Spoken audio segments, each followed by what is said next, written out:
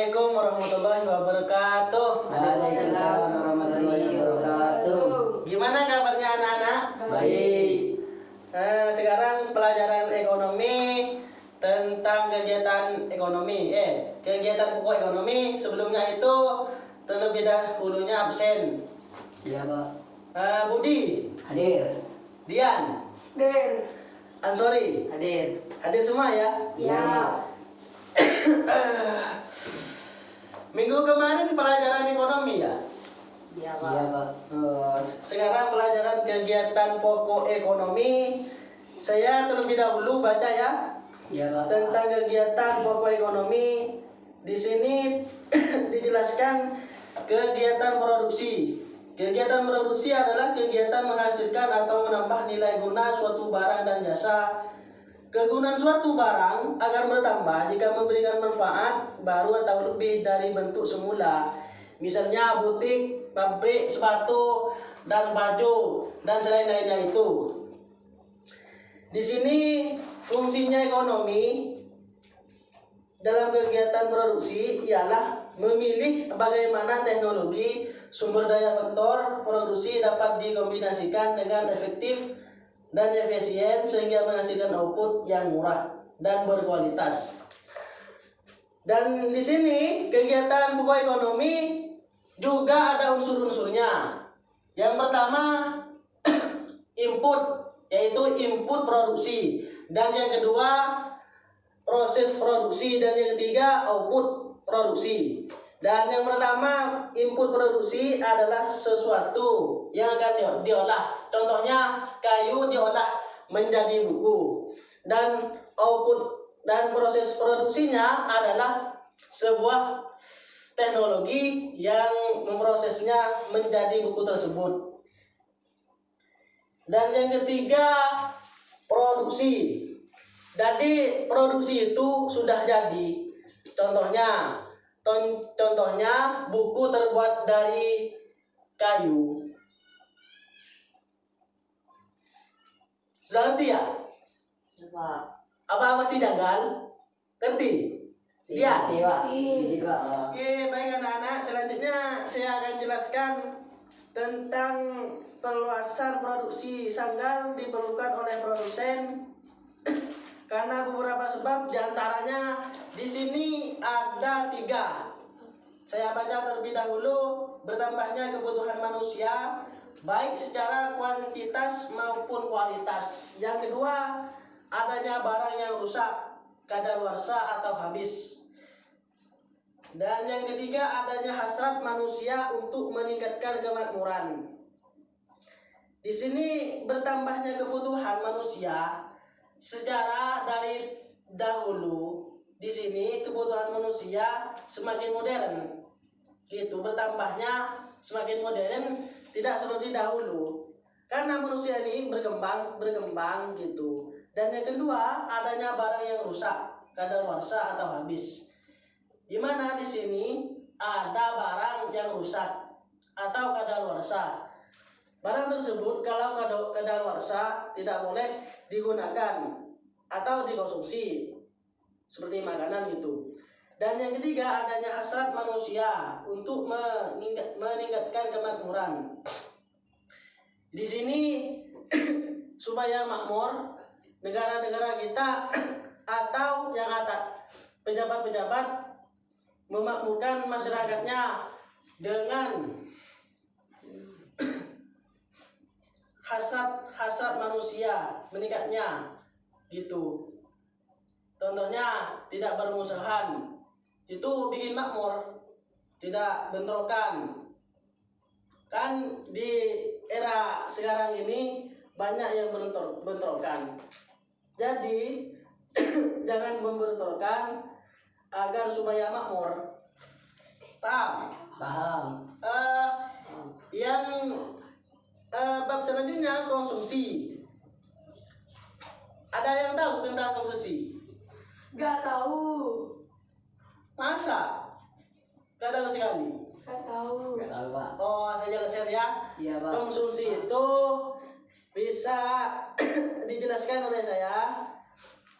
Kegiatan dalam perekonomian selain produksi. Di sini dijelaskan pengertian konsumsi. Dalam kehidupan sehari-hari, konsumsi sering diartikan sebagai kegiatan memakai, menggunakan atau memanfaatkan barang atau jasa. Contohnya, di sini beras itu konsumsi namanya. Paham? Paham. Paham. Di sini dijelaskan lagi tujuan konsumsi. Di sini dijelaskan tujuan konsumsi ada 4. Yang pertama, mengurangi nilai guna barang atau jasa secara bertahap. Dan yang kedua, menghabiskan nilai guna barang dan jasa. Dan yang ketiga, memuaskan atau bermanfaat untuk kebutuhan fisik. Dan yang keempat, memuaskan atau bermanfaat. Paham? Paham. Paham. Apa konsumsi? Makanan. Makanan. Ya, bisa juga makanan. Di sini dijelaskan juga faktor-faktor konsumsi. Di sini faktor yang mempengaruhi tingkat konsumsi yaitu berikut. Yang pertama, tingkat pendapatan. Yang kedua, tingkat harga. Dan yang ketiga, sikap dan gaya hidup. Di sini dijelaskan tingkat pendapatan yaitu pendapatan suatu rumah tangga akan semakin tinggi tingkat konsumsinya. Sebaliknya, jika pendapatannya kecil, konsumsinya bisa pun kecil juga gitu. Bisa dipahami? Bisa. Bisa. Dan yang kedua, tingkat harga. Tingkat harga yaitu konsumsi sangat tergantung pada harga. Dengan kata lain, konsumsi dikurangi pada waktu harga tinggi dan konsumsi dapat ditinggalkan jika harga lebih rendah. Maksudnya di sini konsumsi ini bisa bertingkat tambah dan bertingkat bawahan gitu. Dan yang ketiga, sikap dan gaya hidup. Di sini dijelaskan sikap dan gaya hidup sangat mempengaruhi tingkat konsumsi. Jika sikap dan gaya hidupnya boros, ia cenderung berperilaku konsumtif, yaitu kebiasaan untuk membelanjakan semua uang untuk membeli barang-barang yang tidak digunakan. Contohnya, mengkai nafsu, pengen itu dibeli, gitu. Yang dimaksud sikap dan gaya hidup. Selanjutnya,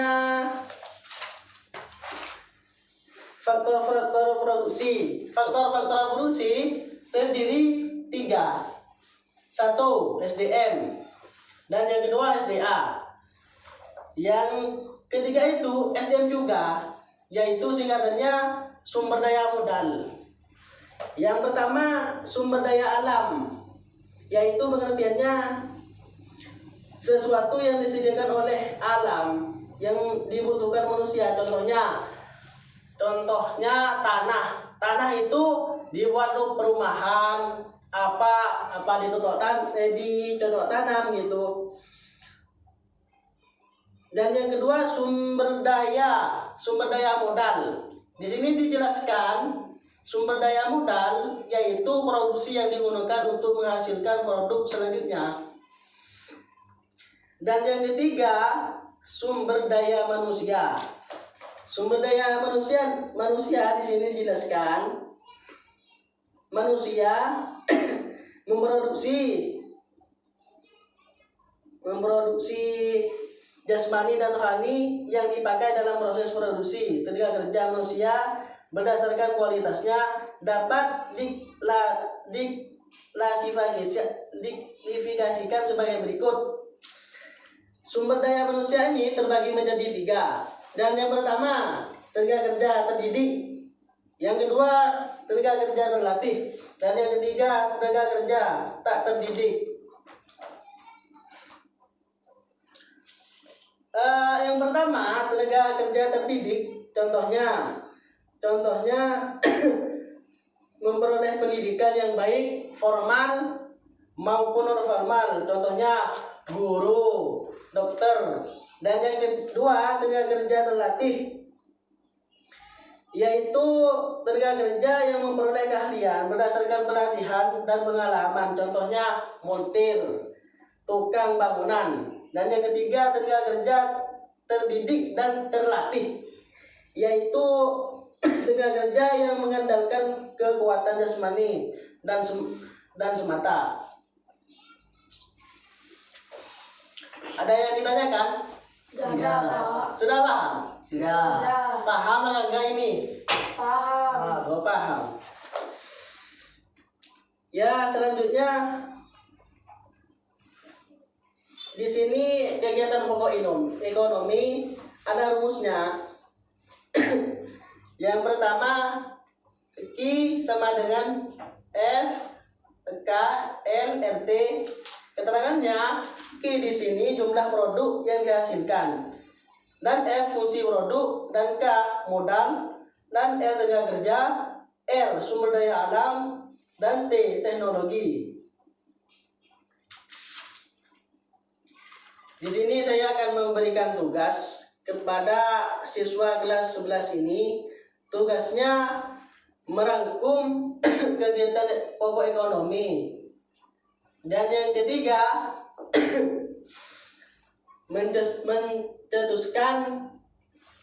mencetuskan beberapa fungsi-fungsi ekonomi. Cukup 2 itu aja tugas saya. Kumpulkan minggu yang akan datang. Ya, Iya, Kak. Pak. Paham? Paham.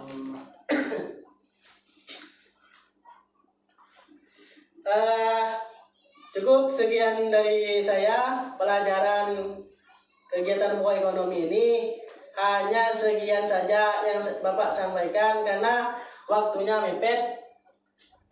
Kesimpulannya di mana kegiatan pokok ekonomi ini di mana memberlakukan di seluruh Indonesia atau di negara lain. Mengapa ekonomi ini diperlukan? Karena kehidupan ini memerlukan ekonomi. Paham? Paham. Sekian, terima kasih dari saya atas pelajarannya. Saya sampaikan mohon maaf. Assalamualaikum warahmatullahi wabarakatuh. Waalaikumsalam.